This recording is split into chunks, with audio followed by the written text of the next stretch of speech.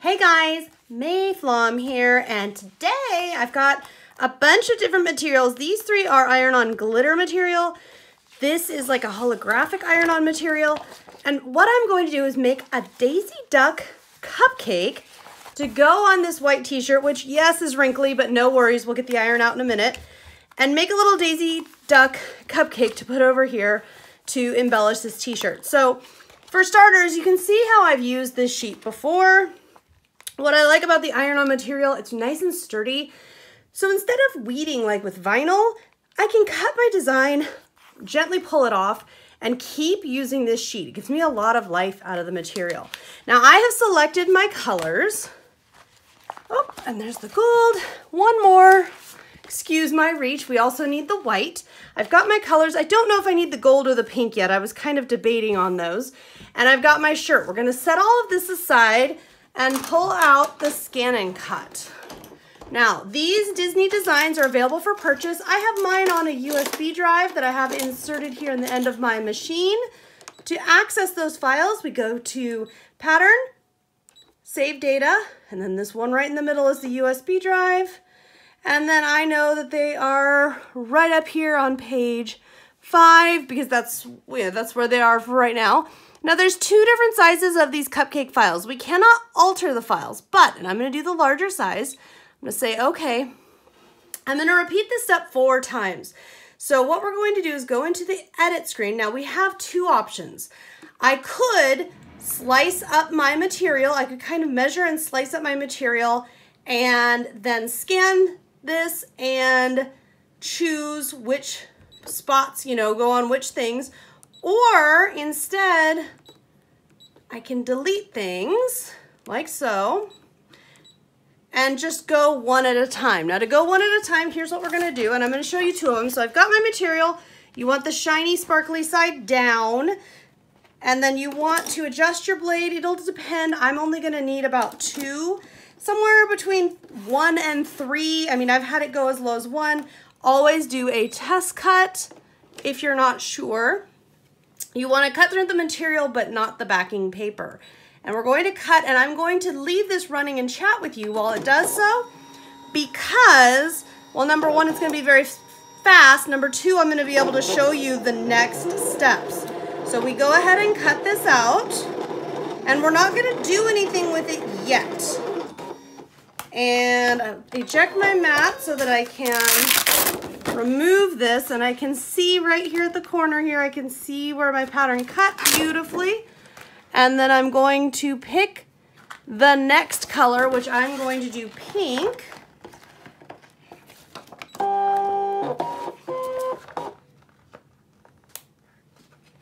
And put it down like so, even lighter.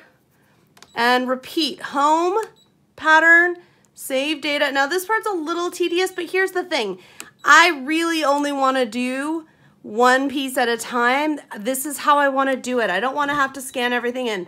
Would it be faster? It might be, but this is a different way of doing it that I wanna show you. I know we all work different, so I like showing you different approaches. And cut, and repeat this with the final pieces in the pattern. And I'm on to the last one here. Again, you just click the pieces that you don't want here in the edit screen. This really went super fast. It was really easy. And then I'm just moving this up. Okay. And cut. Now, once it's all cut out, I just have to it's hard sometimes to see where the pattern is cut. Once you've got everything that you want cut out, you can see why it's important to not cut all the way through. Number 1, you don't need to. Number 2, it's really easy to remove this stuff. We'll eject the mat and our last pattern and move this out of our way now. Look at that. Now we just get our shirt back out here, and we will need to iron it, but before we do, I always like to just kind of take a look at what we've got going on and make sure I'm really happy with it as well. So, oh, that's right. This is going to be that part. Now, the white for the cupcake. Oh, look how cute it is. Oh my gosh, this is going to be so cute. So the white for the cupcake is here. And I do think the white part is important on this one just because it is such a sparkly, happy color. So once I know how I want all my pieces, then what I will do is remove them, get out my iron, and I'm going to also want a piece of fabric. I'm just gonna let my iron heat up here. Next up, I'm just going to not only iron out the wrinkles here, but also warm up the material. I want to get it nice and warm. And then for this, I am going to start by placing my first piece where I want it. And I am going to repeat this step. So I have fabric that's covering over and just setting that there. Now, if it's not all the way, see how that didn't all the way set? Sometimes it's too much fabric. If I think it might be too much fabric, then I just kind of fold it over gently. Still. And sometimes it just takes a moment. Then we're going to repeat, and I think I'm going to go ahead and do these two pieces simultaneously because they do. No, I guess I won't. Now, I will tell you, usually I do put the fabric on, but sometimes what I will do is just on those edges, when I really want to try to not take too much time, but really make sure I have things in the right position, I'll just touch the iron real quickly just to kind of start that warming, adhering process, then place my fabric over and do the whole area. And then this one on top here, this is just so darn cute. And that one just laid really nicely, so I wasn't worried about it at all. And I am, oop, you didn't stick down yet. I am speeding this along just for the purposes of video. You're going to want to go nice and slow. The other reason I'm speeding this along is I really, and this one I'm going to do the kind of touching trick that I talked about that I know it's not recommended, but I like it just when I'm trying to just tack down and make sure everybody's going to stay put. Now you notice not everything, like this one has some, this side isn't adhered yet.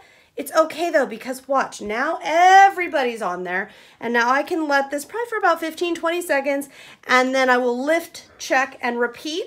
Then I will let it completely cool, so it's not ready yet.